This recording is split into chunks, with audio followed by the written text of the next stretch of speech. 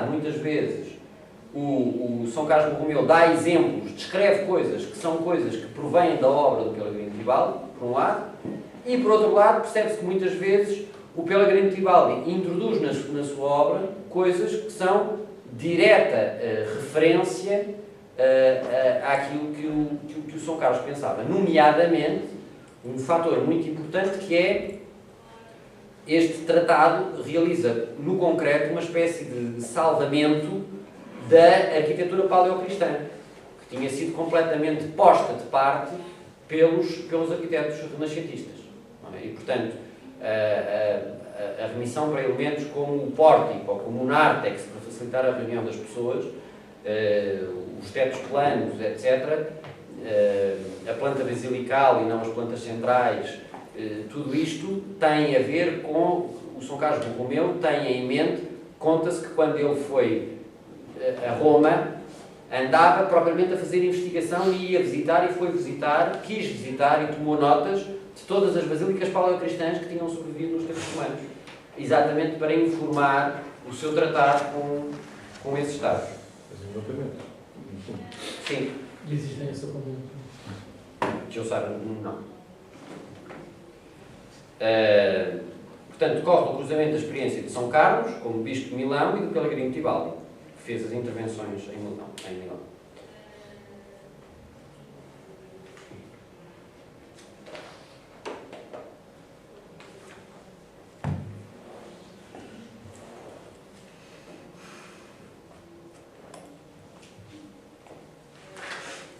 Como é que... Deixa-me ver se dá-vos alguns dados. Quem é este São Carlos? São Carlos era um personagem com caráter ascético. Ele era aquilo, durante muito tempo foi o cardeal nipote, portanto o cardeal sobrinho, o secretário do Papa.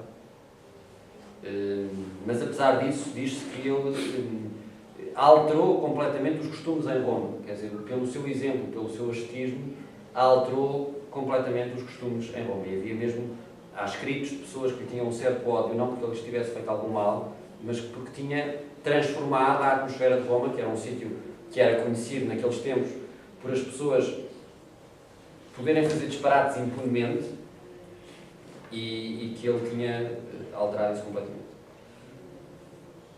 Foi uma decisão sacerdotal querida, portanto, ele era filho segundo e portanto, seguiu a carreira eclesiástica, mas depois, às tantas, morreu o irmão mais velho e, portanto, ele poderia ter prescindido de seguir essa carreira eclesiástica e quis ficar.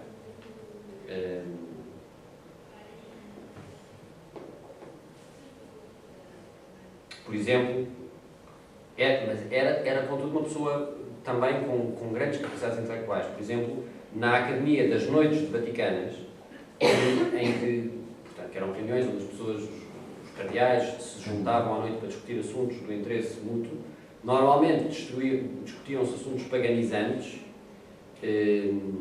da antiguidade clássica, etc. E ele põe na mesa para serem discutidos já não as questões da cultura clássica, mas novos problemas teológicos e morais.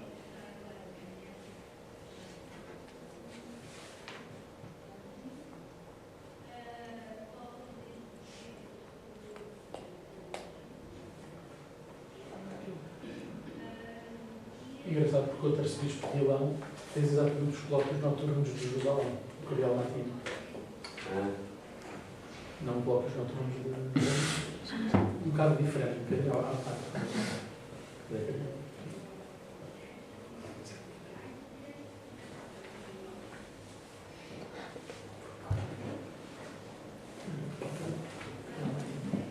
Quais são as influências mútuas? O Tibaldi fornece como exemplos ao São Carlos Borromeu as ideias do coro, do tabernáculo, das capelas laterais, do batistério feito logo à entrada da igreja. Portanto, decorre muitas intervenções, das intervenções ex novo que o Tibaldi faz, quer das intervenções sobre o Duomo de Milão, onde ele tem umas quantas. E pelo contrário, o Borromeu como vos disse, tem esta influência sobre o Tibaldi, nas suas igrejas, a introdução, três tipos de soluções para a introdução dos pórticos. E esta questão da referência às basílicas paleocristãs. Quais são os temas, digamos, mensagens, os conteúdos principais do tratado? Primeiro, uma crítica à tendência antequizante, à tendência clássica, à tendência pagã, que tinha sido introduzida acriticamente pelo Renascimento. Depois, mas sem prescindir da valorização das conquistas antropocêntricas do Renascimento. Portanto, quer dizer, ele percebe que aquilo que se adquiriu com da consciência do papel do fruidor do espaço da Igreja é qualquer coisa para não desperdiçar. Portanto, esta atenção ao homem, ao facto do espaço ser para o homem, isso é uma consciência que ele mantém. Uma valorização das construções antigas, valorização das construções do paleocristão, da época paleocristã. Centra-se nos problemas funcionais e fruitivos, portanto, está concentrado na recepção da obra e não do projeto. Está concentrado no efeito que aquilo vai ter sobre as pessoas e não propriamente no ato projetual, nas questões estatísticas, etc. Quais são os conteúdos práticos sobre o qual ele incide? É uma lista interminável de assuntos e de capítulos que se vão sucedendo uns aos outros. O coro, o tabernáculo, o sacrário, as capelas laterais, faz recomendações de que sejam curtas e pouco profundas, o batistério, colocado ou em edifício isolado ou no interplúnio, 3 soluções para o átrio, a referência aos ambões, portanto a preocupação litúrgica, referências aos aspectos construtivos da Igreja, que a Igreja deve estar isolada por causa dos cheios, por causa dos sons, por causa das umidades, coisas como, por exemplo, que a Igreja não deve ter portas laterais, porque as pessoas para a economia de coisa, atravessam a Igreja. Portanto, ele contava-se que em Duomo de Milão, como tem 2 portas laterais, então havia os peixeiros e os homens com os animais e não sei o quê, em vez de irem dar a volta ao Duomo, atravessavam com os mantimentos todos pelo meio do Duomo. Então, por causa disso, ele institui que as portas não devem haver portas laterais.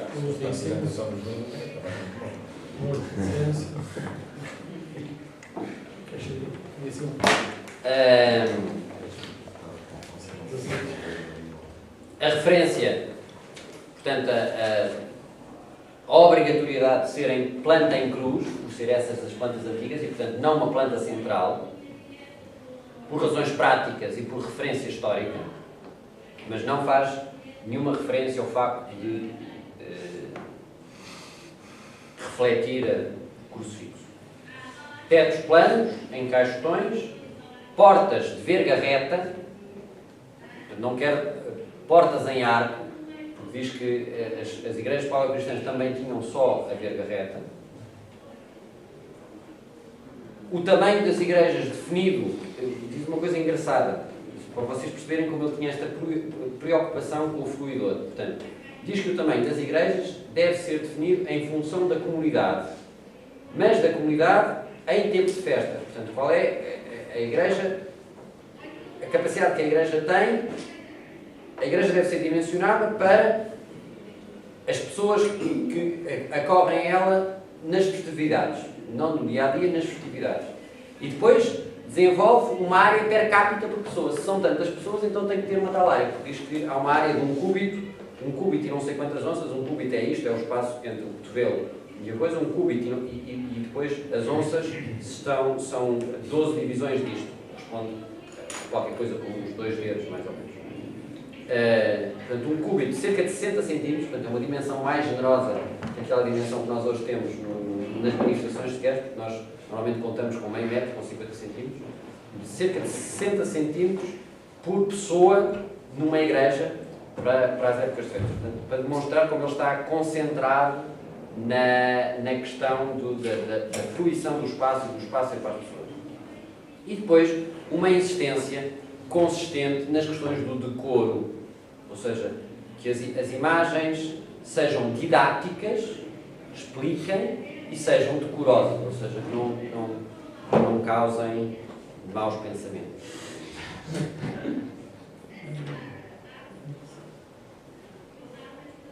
Quer dizer que havia imagens dessas? Mas vale prevenir que remedir. Bem, evidentemente.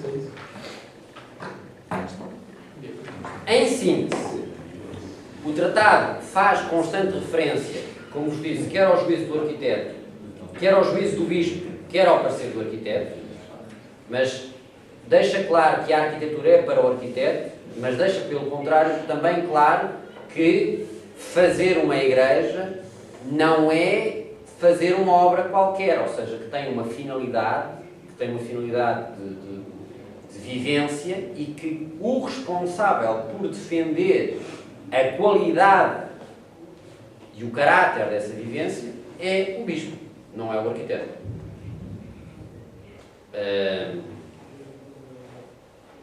Uma abordagem teoricamente, filosoficamente se poderia dizer que é uma abordagem tradicional, um conceito que há três, normalmente nós falamos em tradição por oposição à vanguarda, mas verdadeiramente as coisas não acontecem assim. E o conceito de tradição é um conceito muito operativo e muito presente na Igreja e na cultura da Igreja e nomeadamente neste momento do Concílio de Trento. Existem três posicionamentos relativos ao passado. Um dos posicionamentos é a ruptura com o passado, portanto, o modernismo, a avant-garde, a novidade, o renascimento, etc, etc. Portanto, que quer uma ruptura com o passado e quer um começo novo. Não é? Existe uma segunda atitude, que é a atitude absolutamente contrária a esta, mas que não é a atitude tradicionalista, é a atitude reacionária. Porque o que querem é, há como que a compreensão que um determinado momento do tempo foi um momento perfeito e então querem importar esse momento do tempo e reconstruí-lo outra vez. E, portanto, há uma recriação, uma representificação desse momento do tempo. E existe a terceira linha, que é a atitude tradicionalista. O que é que a atitude tradicionalista defende? Defende que não querer fazer uma ruptura com o passado, mas também não prescindir do presente. Portanto, em continuidade com o passado, sem querer essa ruptura com o passado, mas também recebendo os contributos que o presente tinha dado. Ora, este Tratado de São Carlos Borromeu é um exemplo extraordinário disso.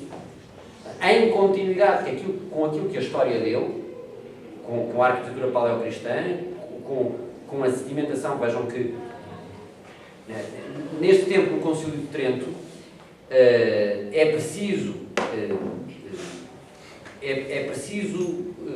consubstanciar, é preciso dar consistência às afirmações que a Igreja fazia sobre si própria, nomeadamente quanto às críticas protestantes, e isso é feito de dois modos.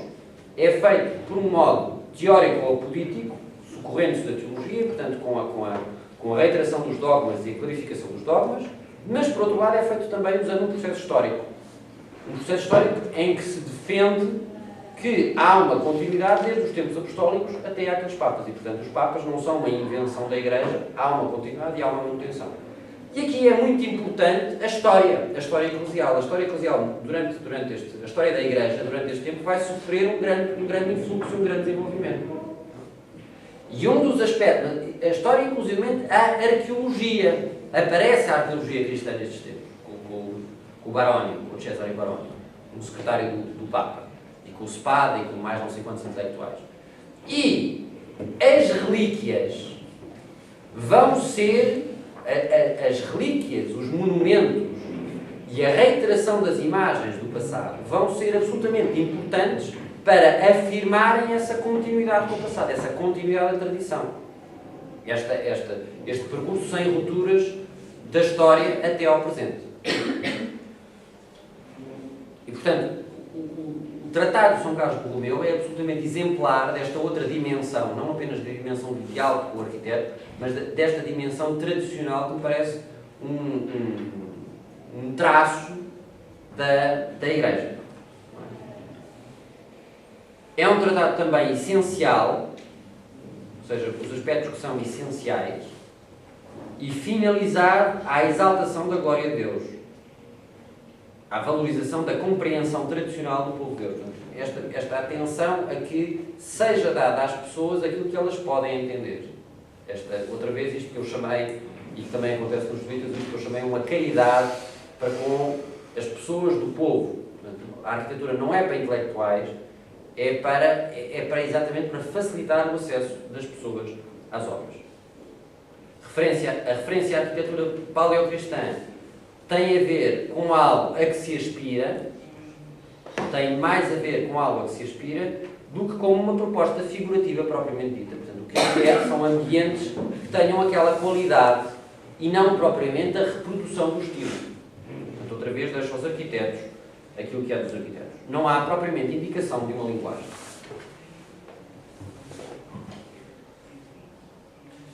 E depois também às tantas, o São Carlos Borromeu em Milão constituirá também um gabinete de arquitetos à semelhança daquilo que aconteceu com a Companhia de Jesus, para fazer o acompanhamento das obras.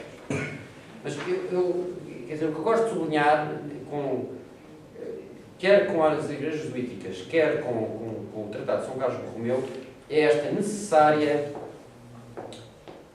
necessário trabalho em conjunto de um dom de obra eclesiástico devidamente informado, teologicamente e liturgicamente informado sobre o que é que deve ser uma igreja, e, por outro lado, um arquiteto que sabe dar resposta às expectativas e às indicações, aos pedidos que dizem não respeito às formas, mas aos ambientes, à vivência que os espaços têm que ter desse clero informado que tem essa função. Tenho uma pergunta. Diga. Dado que Bartolomeu dos Mártires foi muito amigo de Carlos Borromeu e foi dos que deu início também à construção do Seminário Conciliar de Braga, a Igreja, agora é uma pergunta porque não me estou a recordar, a Igreja do Seminário da época tem essas características, ou seja, nota-se a influência de Carlos Borromeu eventualmente nessa construção? Claro, João, é um assunto interessantíssimo, mas para o qual eu não tenho resposta. Não sei se, com toda a franqueza, não sei se alguma vez entrei na igreja de Braga. Quer dizer, sei que há, evidentemente, uma influência de São Carlos Borromeu no que diz respeito à grande pressão que São Carlos Borromeu fez no Concílio de Trento para a instituição dos seminários, como sabe. Mas, ao nível da formalização, isso não lhe sei dizer. Mas é um assunto que vale a pena ser... Sim, ou seja, no fim de contas, São Carlos propõe, um pouco à maneira da Companhia de Jesus, portanto, igrejas de uma determinada forma, não é? E os seus respectivos colégios. Digamos, isso transpôs-se quase para seminário e igreja de seminário? Em Milão, nessa zona. É diferente. O Tratado de São Carlos Borromeu não tem desenhos. Portanto, é completamente diferente daquilo que faz o Gabinete Central, o Conselho Edificatório dos Jesuítas, em que eles, pelo contrário, propõem uma série de desenhos. Desenhos esses, que, como eu disse, não são desenhos determinantes, no sentido que desenham apenas as plantas, mas não desenham o estilo, raramente falam das secções. Mas, de qualquer modo, há uma enorme diferença entre...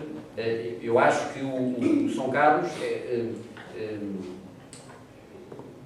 dá um passo atrás, quer dizer, tem esta reverência para com o arquiteto, ele não quer fazer arquitetura, não tem pretensões a esse respeito. Ele quer só defender a questão do decoro, que as igrejas sejam igrejas. E, portanto, diz como é que acha que as igrejas, aquilo a que acha que as igrejas têm que responder.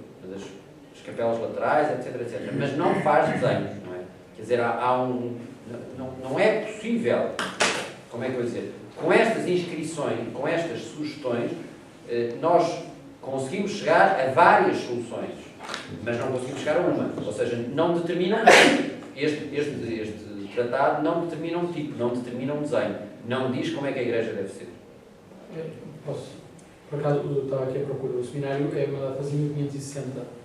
É incentivado pelo Dom Bartolomeu dos Mártires, mas é anterior, portanto, a este tratado de 1777. Portanto, a fachada e tudo diz de acordo com os jesuítas, sim. A fachada é simples, é triangular, né? mas não dá indicações. Além do mais, é um seminário, portanto, não teria a questão do batistério, não tem a questão dos ácidos, não tem a questão... Há uma série de questões que não se colocam, porque é especificamente para o colégio. Não, mas é um assunto muito interessante para ser verificado. Mas não apresenta sério. Estava aqui à procura. Vamos pensar numa visita de estudo, foi. Mas o primeiro reitor... É que há também, parece-me, a mim, enfim, depois de alguns estudos, negativo, num certo sentido, os seminários foram muito construídos à maneira do colégio jesuítico. Pois, e com as influências um pouco negativas, de tal forma que os seminários ainda hoje continuam a parecer casas religiosas, assim, dos religiosos. Eu estou a falar de seminários diocesanos, não é? Porque é nessa altura que nascem os seminários diocesanos. Portanto, há aqui uma saga. O Tratado de São Carlos coloca-se numa discussão que perpassa por toda a história da arquitetura, que é a discussão entre autonomia e heteronomia da arquitetura, ou seja, a arquitetura como autónoma, como uma coisa que tem as suas próprias regras, e a arquitetura como heterónoma, ou seja, completamente dependente daquilo que é dito.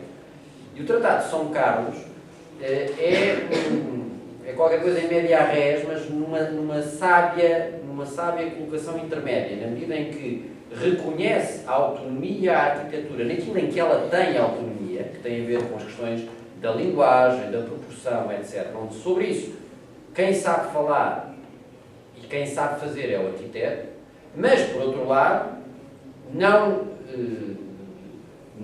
escamoteia que a arquitetura é para as pessoas e, portanto, sob esse ponto de vista, digamos, sobre o ponto de vista não da linguagem, mas sobre o ponto de vista da habitação, que é um termo que para mim é caro, sobre o ponto de vista da fruição, quem sabe falar é quem habita, não é quem faz, é quem habita. Portanto, evidentemente, sob esse ponto de vista, um bispo e um sacerdote sabem dizer melhor o que é uma igreja, como é que deve ser uma igreja, qual é o ambiente que uma igreja deve ter, quais são os aspectos essenciais de uma igreja, qual é a atmosfera que a igreja deve ter, sabem dizer isso melhor do que um arquiteto. Chegará lá e fará uma coisa de planta central, porque porque o Deus dele é um Deus que não encarnou.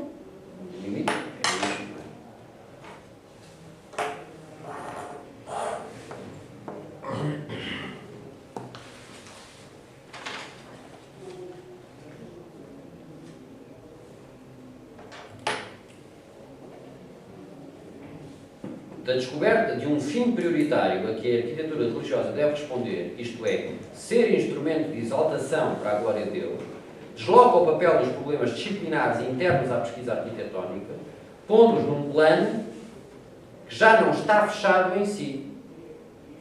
Embora não negando de forma alguma o papel da disciplina, há uma reorientação nas instituições às recomendações frequentes para que se peça o parecer ao arquiteto. O Romeu procura voltar a esse efeito das igrejas medievais, portanto, das igrejas da Alta Idade Média, das basílicas, mas introduzindo as conquistas da cultura renascentista. A valorização do homem, o antropocentrismo como criatura de Deus,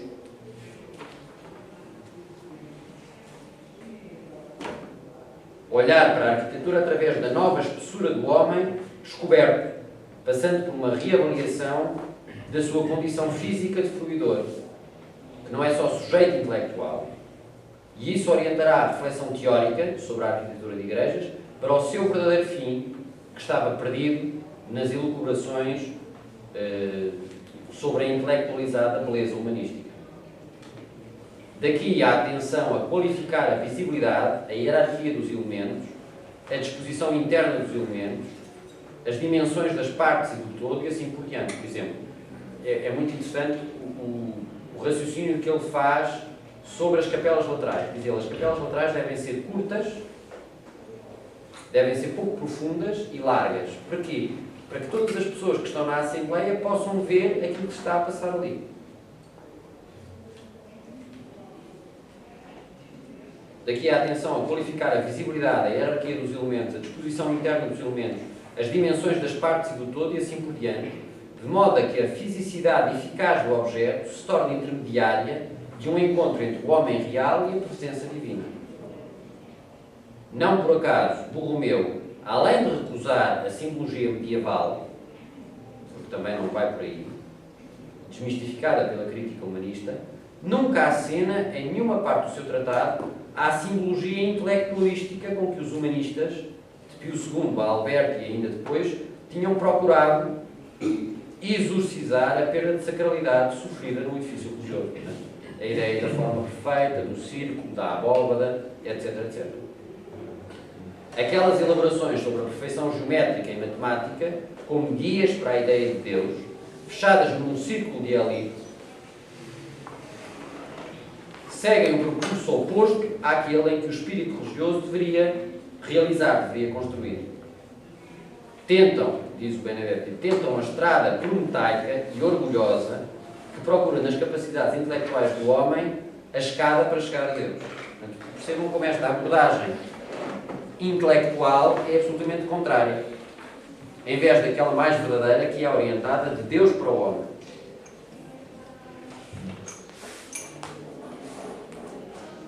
O Tibaldi, ele tem uma formação maneirista, é muito apreciador de Palladio, de Miguel Ângelo, do Alberti. Ele depois escreve um tratado onde faz referência aos tratados do Vitrúvio e do Miguel Ângelo.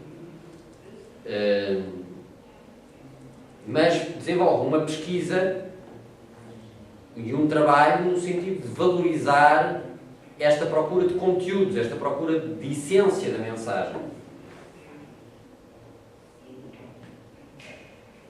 Diz ele, nas cartas que escreve, todas as coisas devem apresentar algum efeito ao qual seja endereçada toda a composição. Ou seja, a composição não tem uma razão de ser de per si, ou seja, a linguagem não vale de per si, tem uma finalidade, que é de fazer as pessoas pensarem, sentirem, experimentarem.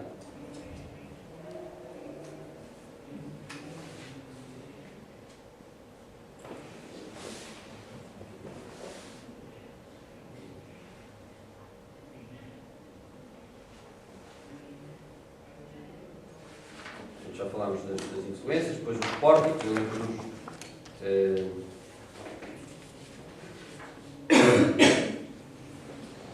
diz, por exemplo, coisas absolutamente notáveis que devem ser utilíssimas a um parque de aldeia. Diz que as sacristias devem ser construídas sobre qualquer coisa como um criptopórtico, ou seja, sobre uma construção levantada. Porquê? Para não haver umidades ascendentes e o sítio ser seco, para não se estragarem os paramentos. A preocupação com as umidades. A Universidade Católica de Lisboa, que fez São Carlos morreu quando veio as cheias, aquilo foi a capela, foi tudo está abaixo da coluna.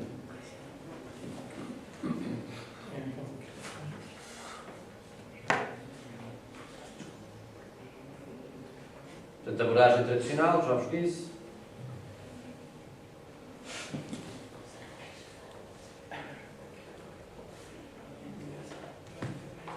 Portanto, continuidade com o passado, utilização das conquistas do Renascimento, no antropocentrismo, e das inovações trazidas pelo Concílio de Trento. Portanto, ele faz a síntese no tratado destas três dimensões.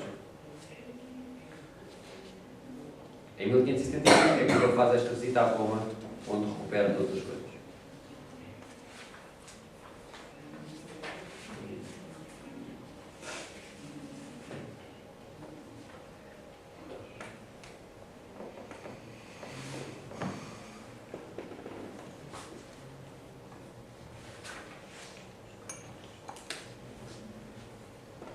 Diz, sobre as imagens, diz: não devem sobre as imagens a cor das igrejas não devem ser ocasião de pecado, não se deve exprimir coisa falsa, mas isto é pertinente, não se deve exprimir coisa falsa, ou incerta, ou supersticiosa, ou estranha, e evitar-se-á tudo o que se saiba profano, torpe ou obsceno, ou simplesmente provocador.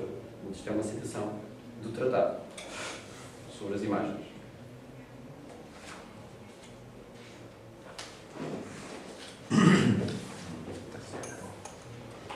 Pronto, agora vou mostrar algumas imagens de Tibaldi que nasceram exatamente desta relação com Pellegrino Tibaldi. San Fedele é um bom exemplo. Portanto, um espaço homogéneo, capelas pouco profundas, capelas laterais pouco profundas,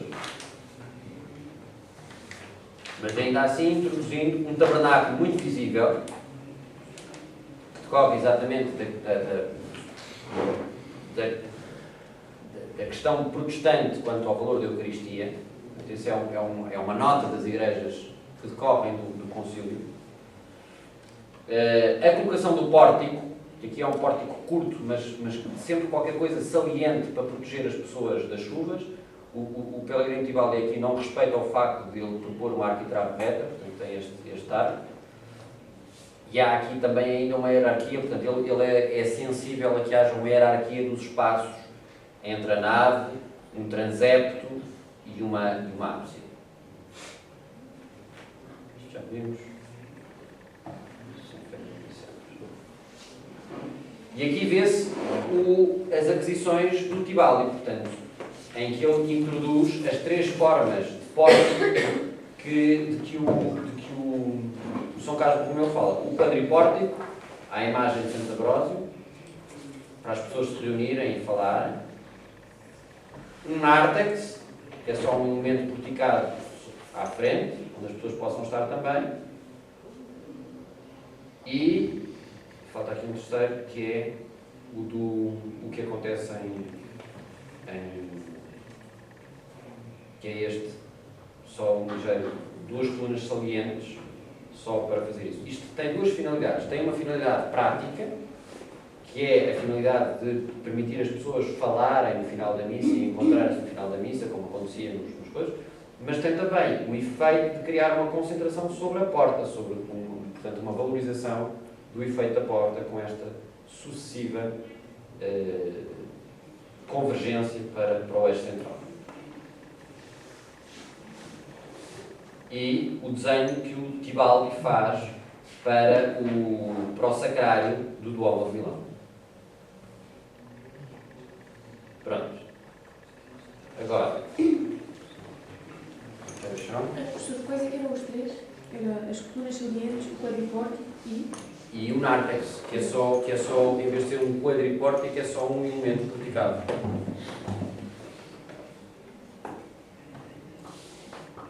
Bernini. Este do Bernini vai ter que ser um bocadinho a correr, mas como a gente, se não fizer isto hoje, não sei como é que fazemos, vai assim.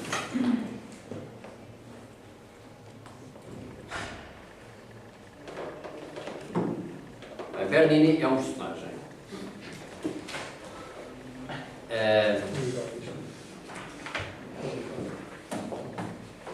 É um tipo de...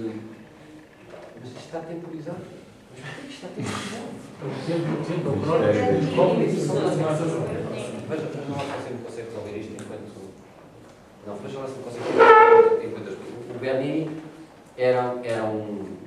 Portanto, eles vêm de uma família de escultores toscanos, têm uma grande amizade com o Papa Barberini, têm um temperamento violento, por isso é que eu digo que ele era um tipo especial, porque um dia gerou uma polémica incrível em Roma, porque entrou dentro de uma igreja, com uma espada na mão, a correr atrás do irmão com uma espada na mão, dentro da igreja, por causa de uma questão de mulheres.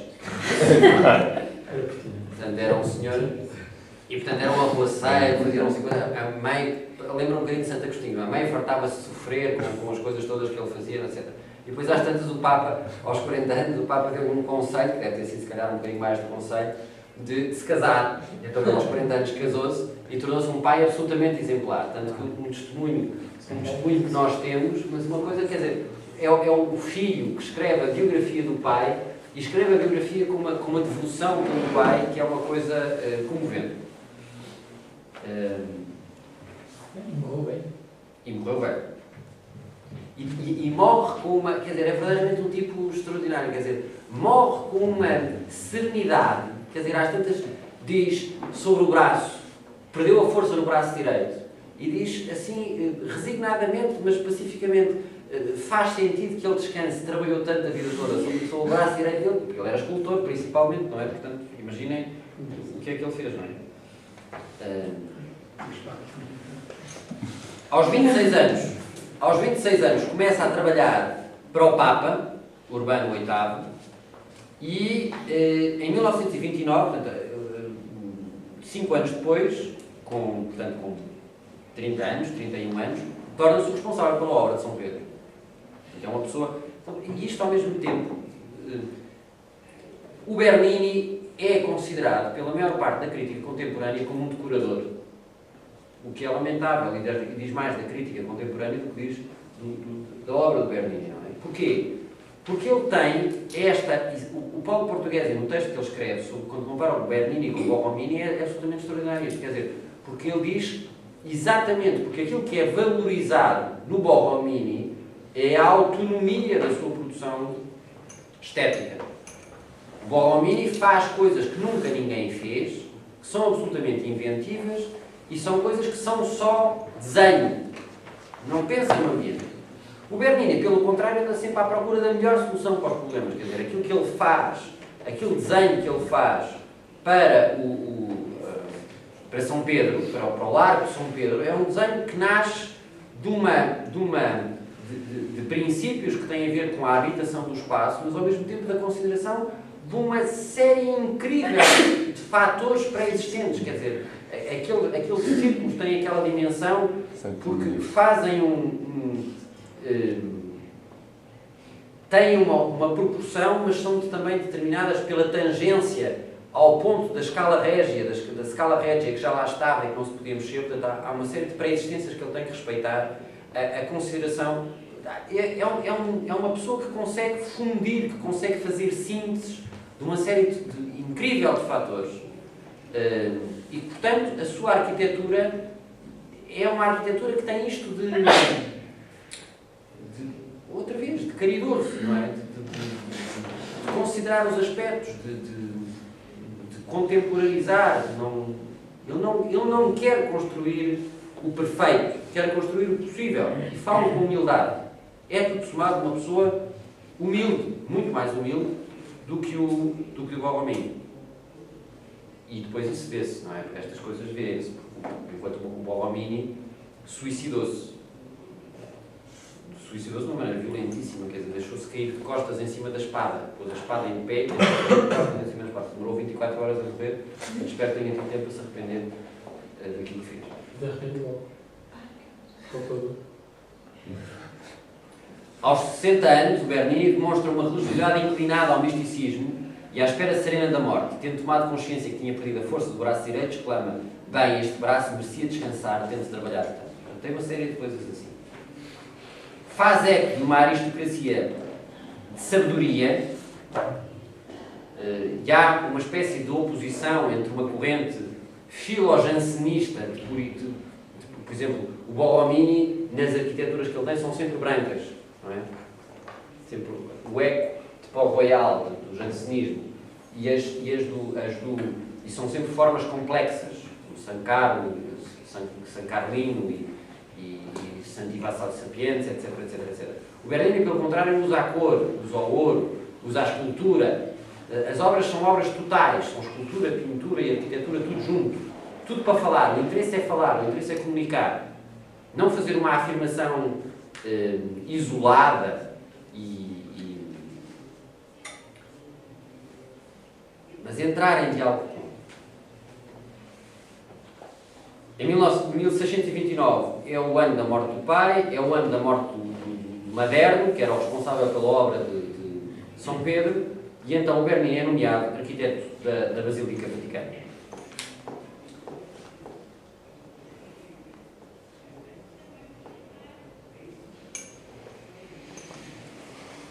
Tem uma posição, ele é um dos exemplos deste conceito de tradição de que eu vos falei, não é? Mas não tem uma posição eclética, não é uma posição de somar as coisas, não é a imagem, não é tradicional, não é uma tradição no sentido de meter tudo dentro da obra, não é isso, mas de usar tudo. Outra vez é a frase de São Paulo, avaliar tudo e ficar com aquilo que é bom. O Bernini é um caso destes. É de facto uma pessoa extraordinariamente dotada, mas que tem esta humildade de servir, em vez de se autoafirmar. Portanto, não está em questão um estilo clássico ou barroco, mas um processo mental, uma atitude, a da tradição. Bernini faz uma constante referência ao passado, aos ensinamentos de Miguel Ângelo, do António Sangalo Jovem, do Serra, do Jacques de Laporta, de Montana, Voltaire, Fontana, etc. Tanto que é criticado, depois é muito engraçado, de facto as pessoas conhecem-se pelos seus amigos e pelos seus inimigos, é criticado depois pelos neoclássicos, que defendem o purismo, pelo Milícia, por exemplo, que inventa, diz que o barroco é inventado por estes, não é? Quer dizer, é o uso da linguagem clássica, mas o uso da linguagem clássica fora dos cânones, numa situação que já não é uma situação de autonomia, e que leva a que os puristas do estilo, do século XVIII, o Milícia, o Quatremer de Quincy, etc., todos aqueles todos da Academia Francesa que vão para Roma, não gostem da arquitetura do Bernini, porque é uma arquitetura... Por exemplo, a gente não sabe dizer qual é o estilo das colunas de São Pedro, quer dizer, são dóricas, ou são toscanas, mas têm traços que também são jónicos. É uma mistura, mas não é uma mistura pela mistura, é uma mistura para servir as pessoas, é uma mistura porque é aquilo que fica melhor. Ele valoriza muito a questão do olho, um olho que sabe ver o equilíbrio das coisas. Quando se faz desenho de modelo de nu, a Ana, se calhar sabe explicar isto melhor que eu, há uma figura, ou há uma posição que é a posição do contraposto. Corrijo-me se eu estiver enganado. Que é uma posição, estão a ver que é uma posição em que a pessoa está em desequilíbrio, uma perna está ligeiramente defletida, a outra está para a frente, as ancas estão tortas, os ombros para equilibrarem contrariam isso. Portanto, o corpo humano procura de per si um equilíbrio para compensar o desequilíbrio em que se coloca. Isso é uma coisa, pronto, todos nós sabemos isso. Por exemplo, quando vamos num autocarro, usamos muito uma técnica que é do ancamento. Pomos o apoio só num lado, fazemos mais a estrutura só num lado de uma perna para a outra estar pronta. E fazemos isso alternadamente, não é? Pronto, acaba por ser um princípio também que Mas, desenhar isto, para mim pelo menos, não sei, a Ana se calhar tem mais facilidade que eu, mas desenhar um modelo nu nesta figura é uma coisa muito difícil, porque nós somos muito sensíveis, o nosso olho é muito sensível e percebe imediatamente se aquilo está ou não está. Portanto, desenhar isto é uma situação muito difícil. E ele, uma das coisas a que faz constantemente referência o Bernini é que é preciso olho para o contraposto. E um contraposto que não é só da figura humana, que é da arquitetura. Ou seja, é preciso olho para perceber como a presença de diversas ações e de diversas forças alteram a percepção das coisas. Eu costumo dizer, se me permites, Pedro, é o chamado equilíbrio dinâmico. Não Exatamente. É estático, mas temos que tentar, e às vezes há um movimento que é tão forte que precisa de um pequeno toque de contraponto, exatamente. Não é um outro sítio para haver um equilíbrio numa dominante, pronto, numa expressão dominante, mas que precisa de um pequeno ponto ou contraponto para haver. Mas ele diz, mas quer dizer, a questão é que ele alarga esta noção, que é uma noção de desenho, alarga esta noção à arquitetura e diz que é preciso olho, para ser um bom arquiteto, é preciso olho para este contraponto. Ora, o que é que isto quer dizer? Vejam, isto é um salto, é uma volta de 180 graus relativamente às afirmações do Palladio ou às afirmações do Bramante, em que a arquitetura significa por si, e se eu não percebo a perfeição das coisas, o problema é do meu olho. Percebem o que eu quero dizer? O Palladio faz a organização das vilas dele baseado em números de harmonia musical. E se as pessoas chegam lá e não percebem que aquilo é harmonioso, o azar é deles. O Bernini é exatamente o contrário. Não, vamos ver como é que as pessoas sentem as coisas, vamos ver aquilo que se adapta às pessoas. Portanto, tem este respeito, esta atenção às pessoas. O conceito do contraposto, da poética do contraposto, tem exatamente a ver com isto. E introduz um outro dado importantíssimo, que ele conta no diário. Ele, quando foi ele teve durante um verão, esteve na corte de Luís XIV, onde fez o busto. Cá está o Bernini. Cavalieri Bernini. Onde fez o busto de Luís XIV. E ele, ao mesmo tempo, ele tinha um diário. E então é muito precioso esse diário, porque nos explica o seu método de pensar. Então ele diz: primeira fase de fazer um retrato, desenhar a pessoa, evidentemente, desenhar o natural. Mas segunda fase, pensar sobre o que é que daquela pessoa é importante exprimir, ou seja, perceber qual é o seu interior, qual é a sua essência, e, portanto, perceber o que é interessante, o que é pertinente exprimir dessa pessoa. Portanto, qual é o conteúdo, qual é a alma dessa pessoa. Terceira fase, exercitar-se diante do espelho à procura da expressão que melhor diz dessa personalidade. E, portanto, ele faz o papel de ator, de se tornar semelhante ao outro e perceber quais são as expressões, mas em função deste fito, que é manifestar a personalidade, manifestar um interior, manifestar uma interioridade. Quarta fase, a representação. Mas percebam como ele aqui introduz uma preocupação que já não é... Vejam, os pintores, na altura, a ideia da pintura era o naturalismo, não é? Portanto, a representação, a mimesis da natureza, não é? E ele aqui quer fazer um verdadeiro que é mais verdadeiro do que o verdadeiro. Porquê? Porque é mais significativo. E aqui, portanto, há a procura do significado. Mas uma procura de significado que é descoberta, não é invenção. Não é pôr lá uma coisa, mas é aquilo que a pessoa é, aquilo que se é, aquilo que o tema é.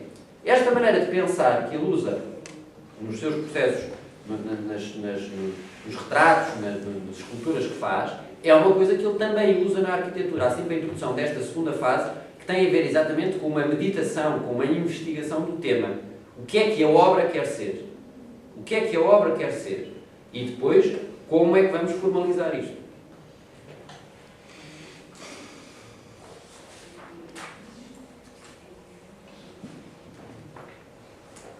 Um verdadeiro, um real potenciado, diz ele. Processo pelo qual obtém obras mais verdadeiras do que o real.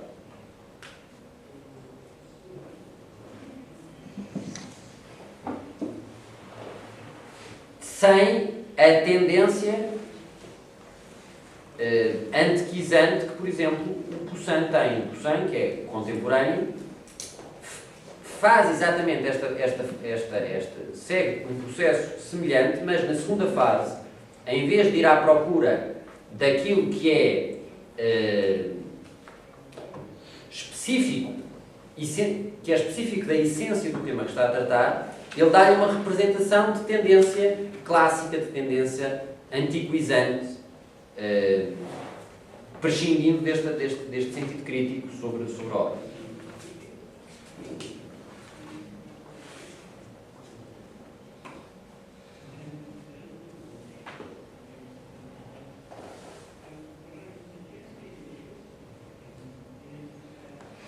E isto põe em função uma casística, ou seja, uma abordagem caso a caso. Não há propriamente uma regra, não há propriamente um princípio. Quer dizer, o Bernini não teoriza isto. A única coisa que teoriza é este próprio processo que ele inventou para si próprio.